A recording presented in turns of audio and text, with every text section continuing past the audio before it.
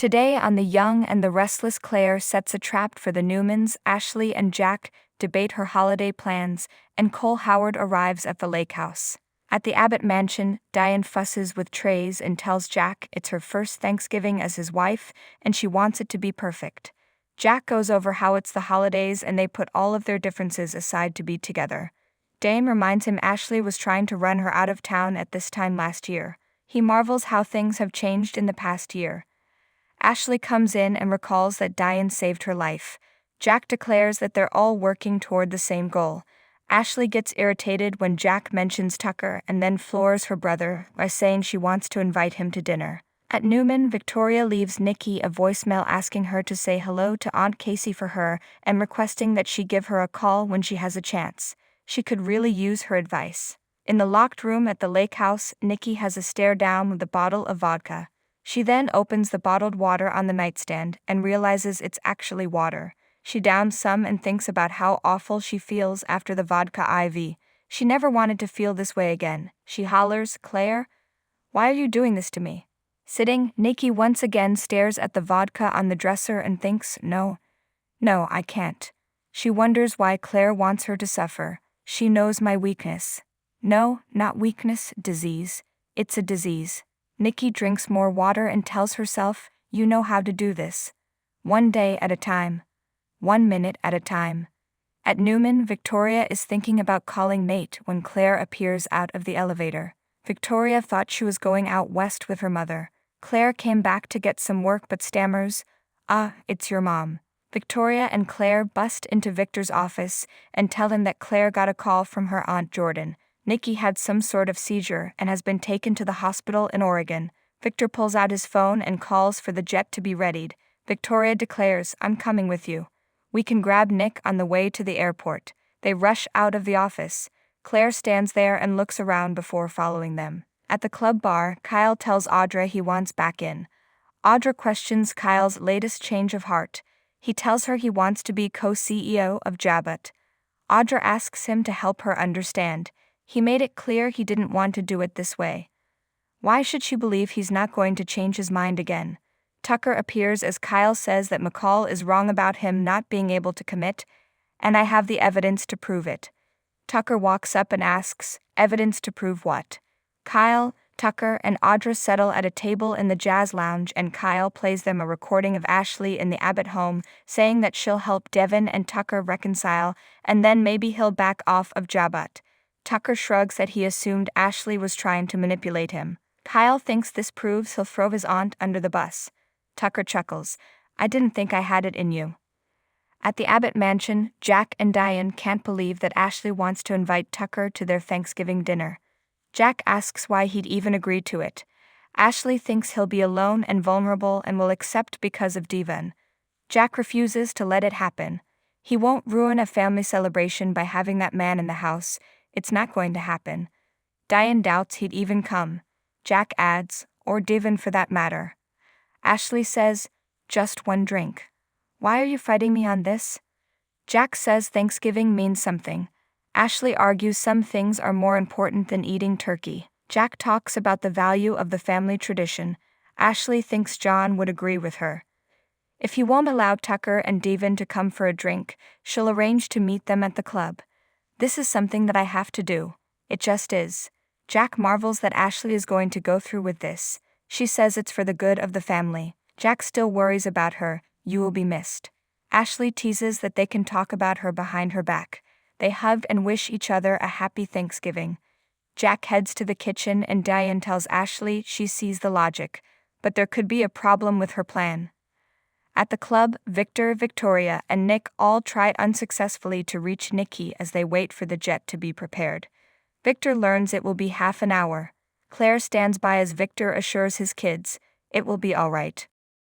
In the locked room, Nikki hides the vodka and muses. What kind of person does this? She then uncovers the booze again and tells herself she should pour it out. She takes it to the sink, unscrews the cap, and instead of pouring it down the drain, she takes a drink, and then another. Soon she's guzzling the rest of the bottle. It smashes on the floor as she lets go of it. Nikki crawls into the bed and cries, "Oh God, God help me," as she sobs. In the club, Victor questions Claire about what else her aunt said about the seizure. Claire says, not much. She was focused on getting Nikki help. She said Nikki started twitching, she got dizzy, and then her arms started jerking like they were out of her control. And then she collapsed. Victoria worries that it's related to her MS. They ask Claire the name of the hospital. Claire isn't sure. There isn't one near the lake house. Victor directs her to get a hold of her aunt to tell her about Nikki's MS. In the jazz lounge, Tucker tells Kyle this is a promising start. Audra presumes that Kyle's given some thought to how he may be able to help them achieve their goal. Kyle says he played the role of the prodigal son and accepted his father's offer to be COO. It was a weakness too easily exploited. Tucker muses that Kyle will be on the inside and can gather information. He needs something to damage the company and destroy it from the inside. Kyle asks if this is a joke. He can't run a company if there's nothing left. Tucker clarifies that he'll merely cripple it. To get control of Jabat, he needs leverage. Is this going to be a problem for you? Kyle has to do it for the plan to work. He can deliver the intel, but doesn't trust either of them. No offense. He knows Tucker is hurt and wants to punish Ashley and her family. He wants to run the company, and this is the only way it's going to happen. Don't make the mistake of playing me and everyone will get what they want. Tucker and Kyle shake hands and McCall urges him to go home and play the prodigal son. Audra walks him out. At the door to the club, Audra tells Kyle she's glad he's back, but he doesn't seem very happy for a man who's about to get everything he wants. She muses that she finds it appealing that he doesn't trust her. I need this to succeed. Audra says when they gain control, they will build the company back better and stronger. This is what Tucker does best. Kyle says that's why he's dealing with him. With both of them, it's clear who I'm dealing with. In the club, the Newmans listen as Claire calls Aunt Jordan. On the other end of the line, Jordan says, I've just got back from the hospital, understand? Claire replies, yes, I'm here with Mr. Newman and 2 of his children. They're very worried. She hands the phone to Victor, who says, hi, this is Victor Newman. Jordan makes a knowing face on the other end. She says, Mr. Victor Newman. Well, I can't believe it. Victor thanks her for helping his wife, and then Jordan pretends she can't hear him. What was that? Hello? Victor repeats himself and Jordan says Nikki gave her a scare. The doctors are tending to her. Victor asks her to tell them his wife has MS. Jordan says they figured out that was what was ailing her. They gave her epilepsy medication, and it seems to be working. They'd like to keep her overnight. Victor tells her they'll be there in a few hours. Victor asks for the name of the hospital, but she tells him he's breaking up again and disconnects. Victor relays what Jordan said to Nick and Victoria and tells Claire they owe her aunt a tremendous debt of gratitude. Claire replies, I'm sure she doesn't see it that way. Victor's looking forward to thanking her in person. At the Abbott house, Diane warns Ashley not to sacrifice her whole holiday for Tucker. It means a lot to Jack to have her there. It means a lot to me too. She loves her brother and his devotion to family. Last year at this time, Jack had recently learned he had another grandchild. They discuss Allie being overseas pursuing her dreams. Ashley thinks Diane means what she's saying.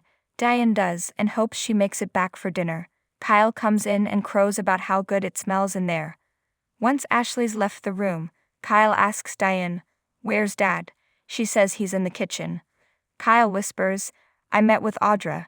He relays that Tucker showed up. It couldn't have worked out better, and he's back in. I think you were right about how to handle this, he tells Diane. He'll eliminate the threat and make this his gift to his dad. Diane clucks, good for you. Jack appears and they all talk about it being his favorite holiday. Jack complains about Tucker still invading their lives.